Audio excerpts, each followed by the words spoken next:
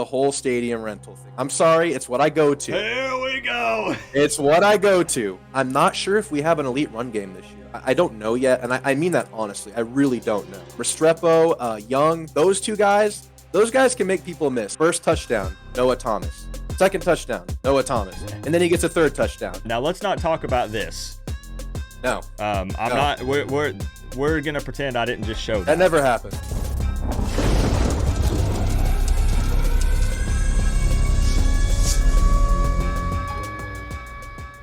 Welcome, Canes fans and my college football family, to the Inside Insight Show.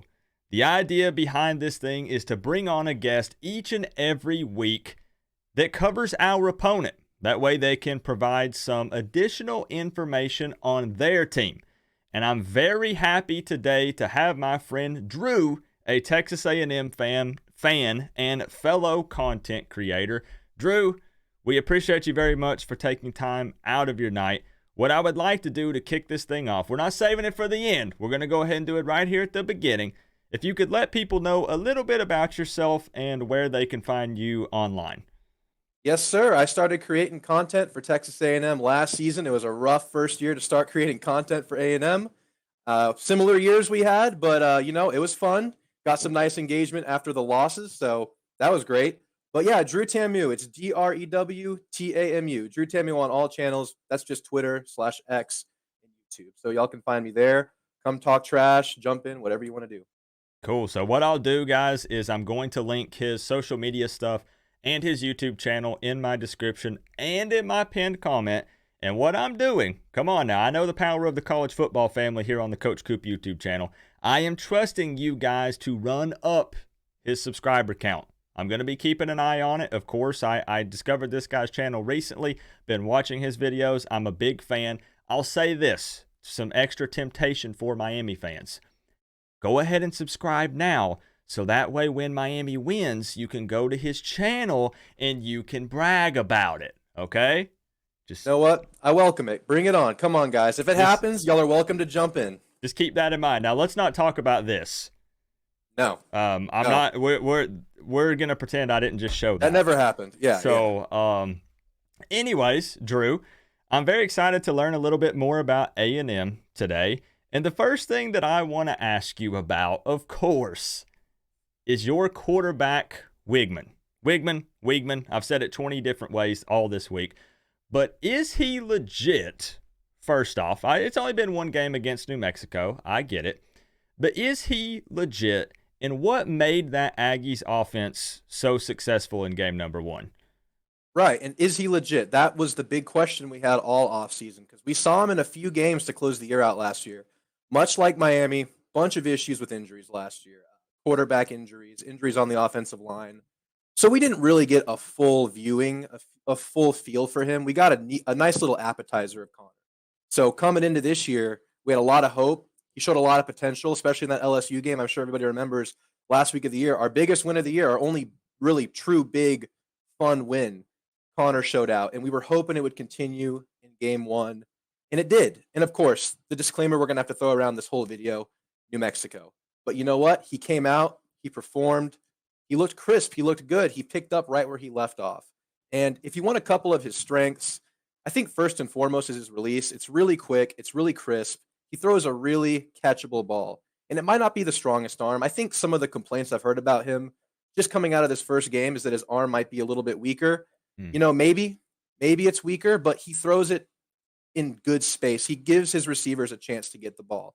That's kind of his best feature. He throws a really catchable, quick ball.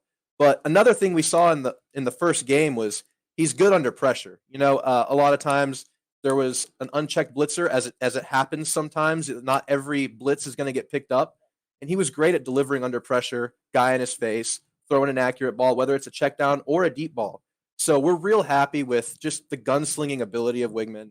He can run. He has good instincts running. I mean, nothing but great reviews coming out of this first game. And I scrutinized it. I mean, I'm pretty apprehensive, after last year, after all the, downfalls we had. So I looked at it with a pretty close eye, but you know what? He passed the test. And again, New Mexico. But, we'll take it because we struggled against UMass last year. We struggled against Sam Houston. And, App State, I don't want to say much more than that, but you know what I mean? So, yeah, we're very happy with Connor. He's really good at feeding the studs, and that's what Bobby Petrino likes to do. Yeah, and as you said, we do find ourselves in similar situations. We both went 5-7 last season, and I noticed we have outside fan bases kind of poking fun at both of us for being happy that we won in week 1. But after everything both of our teams went through last season, of course we're excited to win. And as you said, it was New Mexico, but I'm pretty sure that his completion percentage was around what, like 78%. Right. And that's something you have to be excited about. I mean, we just saw Clemson last night get beat by Duke. I realize Duke, again, I'm not comparing Duke and New Mexico, but that's a game that Clemson was supposed to take care of business, and they didn't do it. Both of our teams are currently undefeated right now. So We can say hey, that and Clemson can't. Hey, we're feeling exactly. good. Yeah, Exactly. exactly. Yep. So continuing on the talk with the offense here for just a moment, and I don't even know if you can answer this right now because I know you guys are loaded in that position group. Who's that number one guy in the wide receiver room? Because I'll tell you the one that I'm worried about from a Miami fan perspective is Noah Thomas. That Right. dude's what, like 6'6", and he kind of creates a mismatch no matter who you try to put on that guy. So who do you guys have? Who's the top receiver in that room? Absolutely. And that's a good question because last year and even going into this year before spring, it was clearly Evan Stewart. I mean, that was the guy we were all looking at. Huge playmaker, great instincts, just a natural player, a natural playmaker.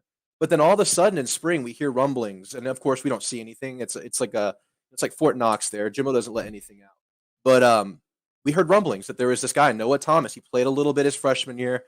He won spring MVP, and we hadn't really seen anything from him before. Spring MVP from a guy you haven't seen anything from, That's really. impressive.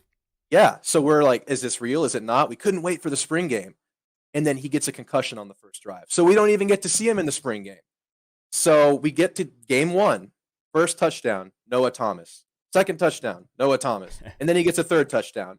And we're like, oh my gosh, this guy's as advertised. This is happening. This is another guy that emerged from ashes, it seems. I mean, of course, we can't be more excited about that. He wasn't the highest rated receiver coming out of high school. We had high hopes for him with the hands, the frame, the jump ball ability. But the stuff that really jumps out at me, having known all of that, is just the instincts, the craftiness, the ability to get the sneaky push off, the sneaky hand fighting, the sneaky jersey grab, ability to box people out. It's really a matchup nightmare that he brings to the table. But of course, only one game, really small sample size there. Yep. So, him and Evan are kind of gonna vie for like that go-to guy title. But why not have two? We feel really good about this receiver room.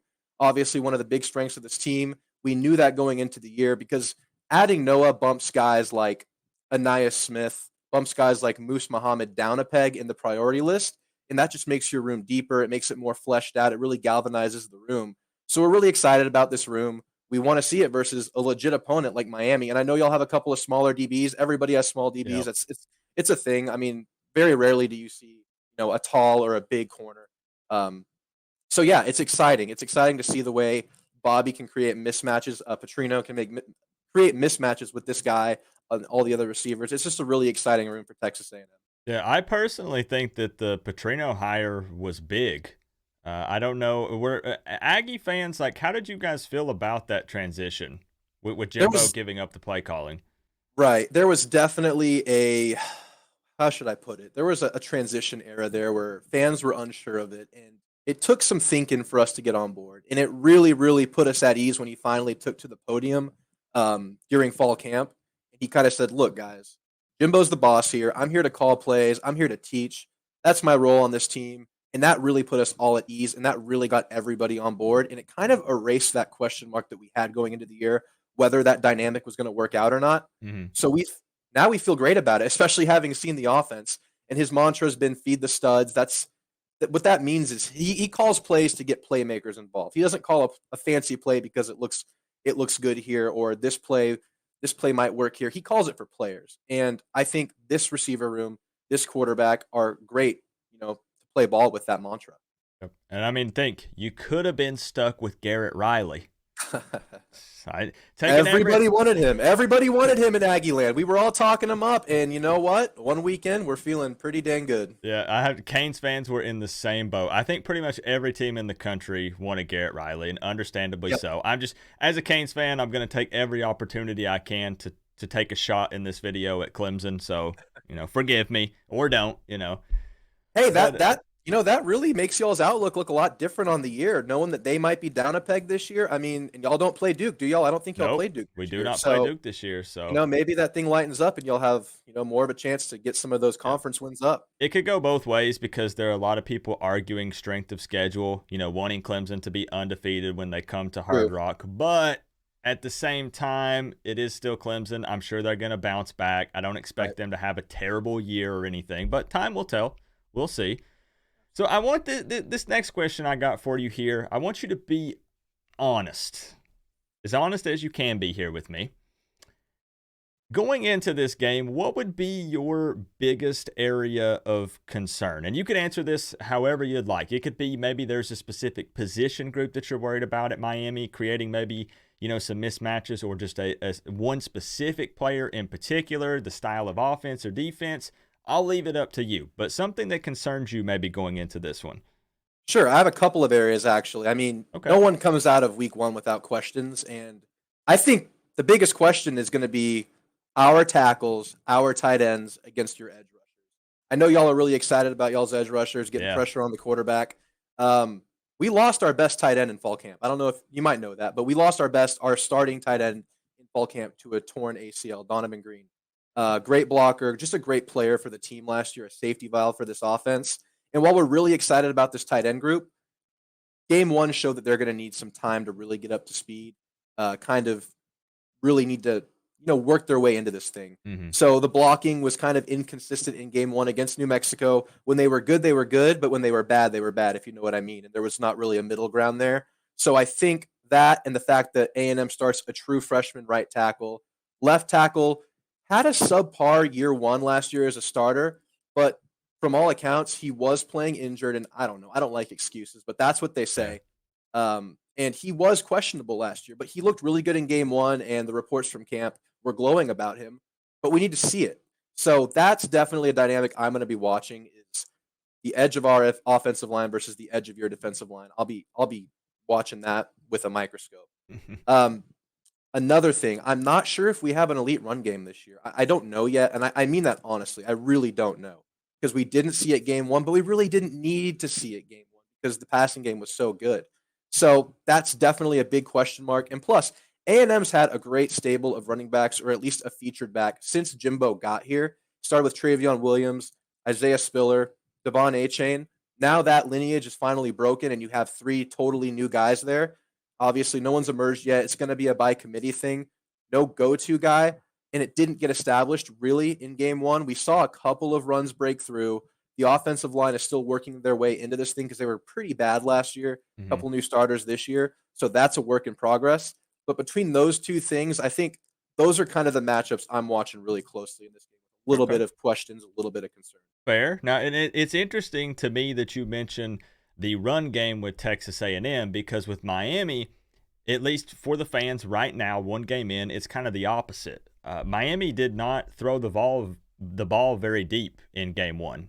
We've Right. been preaching all offseason, we're going vertical on people, and we didn't really do it. But the thing is, we didn't have to Yeah. against the Redhawks. It was also raining. There were a lot of variables that played a part in that. It was a scenario where what we're hearing from our offensive coordinator of taking what the defense gave us. They were providing a big cushion there, so we were, dumping it off a lot, running the ball more often. And we actually had 4 running backs run the ball in game 1, totaling 250 yards. So that's something we're really excited about. We think that any 4 of those guys could make an argument for the starting position. However, just like we keep bringing up, that was against the Miami of Ohio Redhawks. This week, they're going to be going up against that Texas A&M D-line. My question to you is, how's the depth and size in that position group for the Aggies? Because I've heard that it's kind of deep, possibly. Yeah. So I think in the first 5 drives, we saw maybe 13 players, 14 players play in like the prime of your game. I'm not talking, mop up duty. I'm not talking let's get a look here. I'm talking surefire players that you want to see down to down. And some are better than others, but they all bring size. They all bring athleticism. And last year, I don't know if you know this number, but A&M was I think 121st at stopping the run, even with that big salty D line. They lacked leaders last year. Their two leaders, their two senior leaders, upperclassmen leaders were hurt throughout most of the year last year. So they kind of lacked a leader on that D line, but we saw the potential. Obviously, that was the key focus of that major 2022 class, the record breaking class that fell apart last year, whatever. But those were the focus of that class. A majority of the class were recruited from that D line. And those guys have grown up. They're in year 2 now, and they looked really good versus New Mexico. Very disruptive. They got better as the game went on because they attack you in waves. But like I said, not great at stopping the run last year. And as good as they are, linebacker has been a question mark at Texas A&M for about 2 or 3 years now. Mm-hmm. And as good as they can be, when your linebackers aren't fitting the gap right, as much havoc as they can create, running backs can still squeeze out of there. Running backs can still get out of there. And y'all are going to, test that 100%. I mean, y'all's O-line is looking really, really good.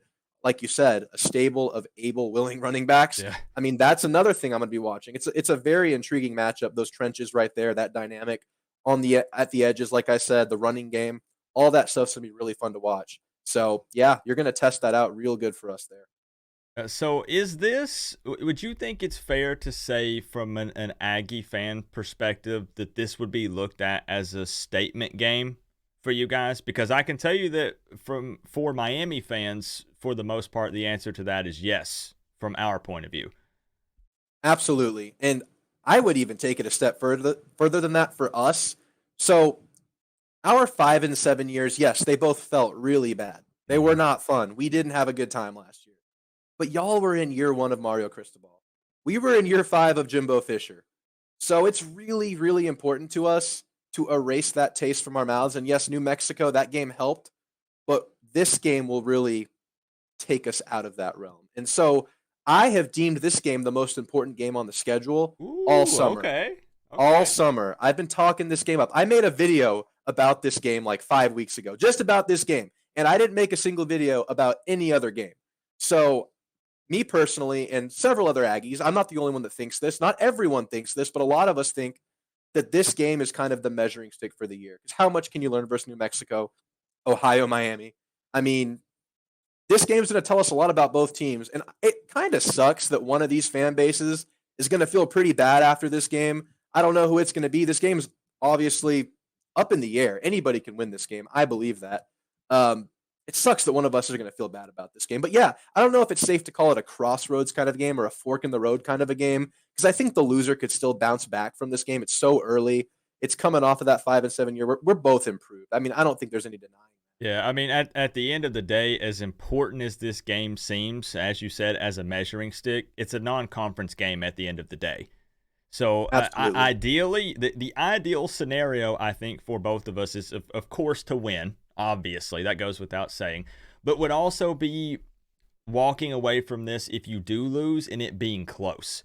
If either of us get blown out in this game, it's going to be a complete social media meltdown. Red alert, the world is ending, everything's over, close the football program. It's going to feel really bad, man. It's not going to be fun. There's going to be a lot of overreactions week 2, for sure. No, man. The national media is going to have a heyday with the loser of this game if it goes down like that. Now, the best case scenario, like you said, it's a close game. We battle it out. Position groups look good. There's promising aspects on both sides. But yeah, we really hope it doesn't go that other way. So I have to ask you, and then if you have any like Miami stuff you want to talk about, we can do that in this video as well. You don't have to give a score prediction, because I used to kind of put people on the spot, and I feel bad for doing that in the past. But if you want to just kind of tell me, you can if you want. You can say win or loss, however you want to do it. Because what I'm trying to say here, Drew, is Miami fans are very upset with me right now for this. Because this is my official prediction for the game, and it was not easy to make at all. Right. 34-31 A&M victory. And I had to add the disclaimer that this game is winnable for Miami.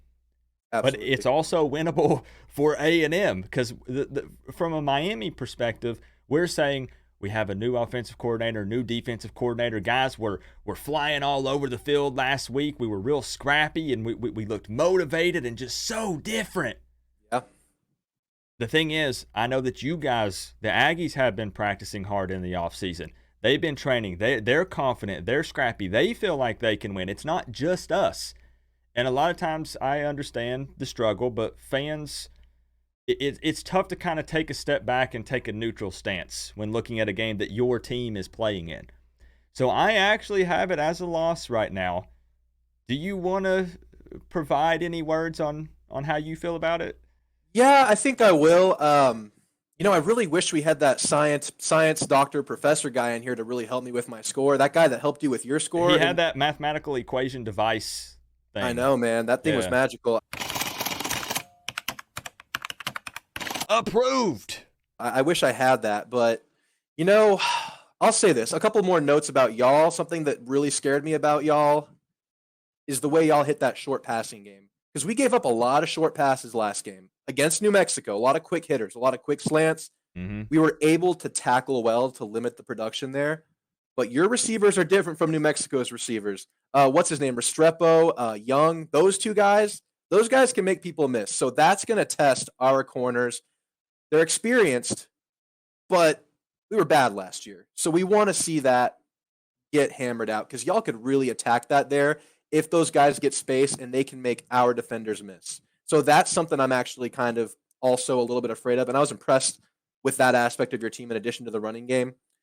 Man, I think I have to give it to A&M right now. Okay. I know I'm biased. I don't have the backing of the scientists with me, but I would go along the lines of the score that you have. I'm not ready to give my score prediction yet. I'm still working the numbers out. I got to use the calculator. I gotta see what equations I come out with, but I'm gonna lean Aggies right now. Obviously, I'm biased, but I do think it's a close, competitive nail biter of a game. Yeah, just personally, it shows we've already seen week 1 how unpredictable college football can be. So we don't really know until these guys take the field and they start playing, and we get a better feel for the game. But I personally don't see either one of us blowing each other out. I really don't. No, and we really hope it's not like last year's game, which was one of the ugliest games I've ever seen. I haven't even watched that game in prep for this game. I'm going to be honest, because I don't think it's that relevant. I mean, I think we're different teams at this point. I hope we are. I'd like to believe that. So it's going to be a fun game to watch. There's a lot of intriguing stuff in this game, man. It's college football at its best, man. It's like a new present we're about to unwrap. That is this season. We're going to learn so much in this game. That's really all the questions that I'm firing at you about the Aggies. Do you have any closing stuff? Do you have any other things you want to talk about Miami possibly, or? Oh man, well I did break out the chain today because I'm talking to the Miami fan base. I felt like I had to get some Miami swag going, so I whipped out the Aggies. I need more, man. I need maybe a grill. I need something else. So I don't know. Maybe throw in the comments what else I should add to the regime here because I'm trying to bring a little bit of pizzazz to the Aggie side of things. But man, I have a question for you, Coop, and I don't mean to be disrespectful with this question. It's not my intention. It's an honest question. So college football, trash talk's a thing. Obviously, we all talk trash. It's part of the game. Mm-hmm. My go-to stale, overused trash talk tactic for Miami is the whole stadium rental thing. I'm sorry, it's what I go to. Here we go. It's what I go to. And I've been told I have no idea what I'm talking about whenever I encounter a Canes fan with this whole, boring shtick, same song and dance. So, Coop, I want you to tell me why I'm wrong in making fun of that situation. You want me to be 100% real and honest with you? Please. I'm a ride or die, bleed orange and green Miami Hurricanes fan. But there are a lot of times that Canes fans do not agree with me, and that's okay. I have very strong opinions, and I stand firm in the paint by those opinions. I don't think that Miami will ever consistently be a sellout Hard Rock Stadium team. And what I mean by that is not saying that Miami won't be good. I don't think – here's the deal, because I live in Tennessee. So I'm like 30 minutes from Neyland Stadium. I have went to Neyland Stadium to go to a Tennessee game multiple times. Of course, I'm I'm wearing Miami stuff, obviously. Oh, you're that guy. I love it. I love it. Exactly. But the atmosphere there, this is not talking down on Miami, but the atmosphere there with 115,000 people in the stands when Tennessee's playing UTEP versus what we see at Hard Rock with, I think last week the official attendance was like 40 to 45,000. It doesn't compare. And my thing is I just let the stadium talk and the fan stuff just roll off my back, honestly. Anytime I see other opposing teams' fans bring it up, I just brush it off and move along because I've already told myself we're just not going to consistently fill the stadium. We're just not. I mean, the last time would have been Notre Dame. That's 2017. That's almost irrelevant at this point. It's 2023. So that's it's probably not the answer that you were expecting or other Canes fans, but I just really don't worry about it. I think it's interesting. The go-to response from Canes fans is going to be, well, it's Miami. It's a party town. There's way more things to do on a Saturday afternoon than go watch Miami play in 95-degree heat with 100% humidity. And at times, maybe that's a valid argument. But here in Tennessee, yeah, sure, it's backwoods, but there are plenty of things that people do here that they enjoy. You may not see it as fun, going fishing. There's races. There's, all sorts of fun redneck stuff. Right. But I've already told myself they're never going to just consistently sell out. I don't even think if we're competing for national championships. What Miami ideally needs, and then I'll end rant on this for me. What they would need is like a 40 to 45,000 seat stadium, closer to campus, but not on campus because that would be impossible. And make it, Miami themed. The seats are orange and green. They're not teal. There's not dolphin stuff around. And I think they could be a little better in their approach when it comes to putting butts in those seats. If it means, some extra stuff from the school, maybe doing events where they give out free tickets or something, whatever it takes to put more butts in the seats to create that atmosphere. But that's my response. I know it's unpopular. Canes fans? No, I like it. You explained it well for me, and it's kind of funny you break it down like that because we're kind of the polar opposite of that. There's not much to do in College Station, so of course they're going to build a big ass stadium to fill up every single Saturday when every student is still in town. No one's going anywhere, and everyone's going to go to the game. But the weird thing is, I think y'all are one of the best brands in football, and y'all's fan base on the internet is as strong as any. So it's just always kind of jarring to see it. Do this, and everyone around the world knows exactly what this is. Yeah, I'll do it because I'm on here with Coop. I'll do it. I have to do it, but I have to throw this up afterwards. Of course. I'm gonna be honest. I'm excited. Like I was gonna try to bribe you at the end of the video to get you to do it, and you just openly did it. So I like the brand, except for this Saturday. I'm a fan until you play the Aggies, then I can't. Okay. Can we get it one more time with both of us doing it? Go. Okay. You got to give me a thumbs up. I won't use that against you. You got to give me a gig 'em now. Okay. Come on. Okay, quick gig 'em. There you go. All right, Coop. We still got a couple more days before we're at each other's throats, right? I know it, man. We're gonna have to this weekend. It's a big one.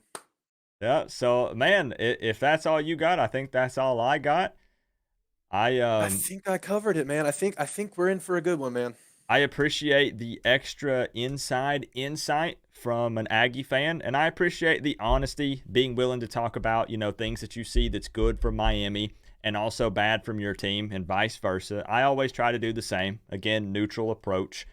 And I just appreciate you being here, man. You guys, we already plugged it at the beginning, but I'm telling you, please, I'm going to pin this man's channel down in the comment section below.